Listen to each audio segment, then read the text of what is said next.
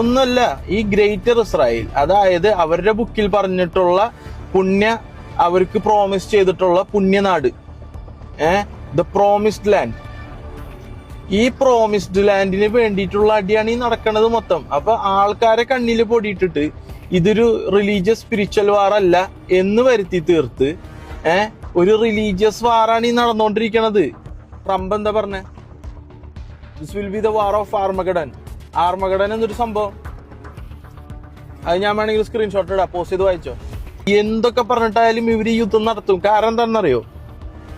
ഈ നടക്കണ യുദ്ധങ്ങളൊക്കെ 1871 already predicted ആണ്. ഇസ്ലാം രാജ്യങ്ങളും ഇസ്രായേലും കൂടി യുദ്ധം തുടങ്ങണം. യുദ്ധം തുടങ്ങിയിട്ട് ഇവര് രണ്ടുപേരും തമ്മിൽ തല്ലി തീരണം. തമ്മിൽ തല്ലി തീർന്നിട്ട് ക്രിസ്ത്യാനികൾ ഇനിയിപ്പോ ഇങ്ങോട്ട് നോക്കിയിട്ടിരിക്കും. എയ്ത്തിസ്റ്റുകൾ പിന്നെ എയ്ത്തിസ്റ്റ് ആയിട്ട് നിൽക്കണം. അപ്പൊ അവര് പ്യുവർ ഡോക്ട്രിൻ ഓഫ് ലൂസിഫർ പബ്ലിക്കിൽ ആദ്യമായിട്ട് പ്രത്യക്ഷപ്പെടും, ദജ്ജാലി. മനസ്സിലായ? അല്ലെങ്കിൽ അവരുടെ മഷീഹ. ഇതാണ് സംഭവിക്കണത്. ISIS ക്രിയേറ്റ് ചെയ്തത് ഇവര്, താലിബാനെ ക്രിയേറ്റ് ചെയ്തത് ഇവര്. അതേപോലെ ഈ ഇസ്ലാമിക് റിജൈം ഇറാനിൽ കൊണ്ടുവന്നത് ആരാ? എന്തിനാ? ഇവര് ഈ ചെയ്യുന്ന ഓരോ കാര്യങ്ങളും, ഇസ്രായേൽ ചെയ്യുന്ന ഓരോ കാര്യങ്ങളും നേരെ മുസ്ലിംസിന്റെ തലയിലിടാ.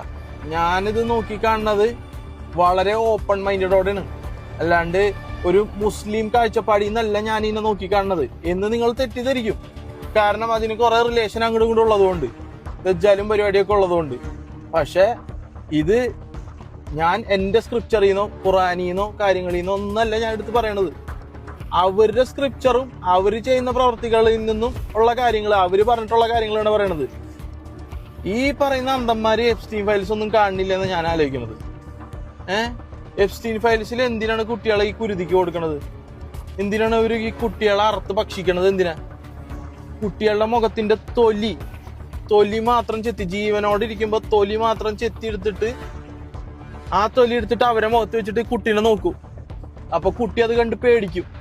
എന്നിട്ട് ആ ചോരവന്മാര് കുടിക്കും, അഡ്രീനോക്രോം. ഇതൊക്കെ സ്പിരിച്വാലിറ്റിയുടെ കോറും മനസ്സിലാക്കിയത് കൊണ്ടുവരുന്ന ദോഷമാണ്. മനസ്സിലായ? ഈ സ്പിരിച്വാലിറ്റിയുടെ എനർജി എങ്ങനെയാ വർക്ക് ചെയ്യുന്നത്? ഇറാന്റെ യുദ്ധം തുടങ്ങിയത് എവിടെന്നാ? സ്കൂളിൽ നിന്ന്. എന്ത് സ്കൂളിൽ നിന്ന്? പെൺകുട്ടികളുടെ സ്കൂളിൽ നിന്ന്, കൊച്ചുകുട്ടികളുടെ സ്കൂളിൽ നിന്ന്. പ്യുവർ ബ്ലഡ് സാക്രിഫൈസ് ചെയ്തിട്ടാണ് അവർ ഈ യുദ്ധം തുടങ്ങിയത്. കണ്ണു തുറക്ക്.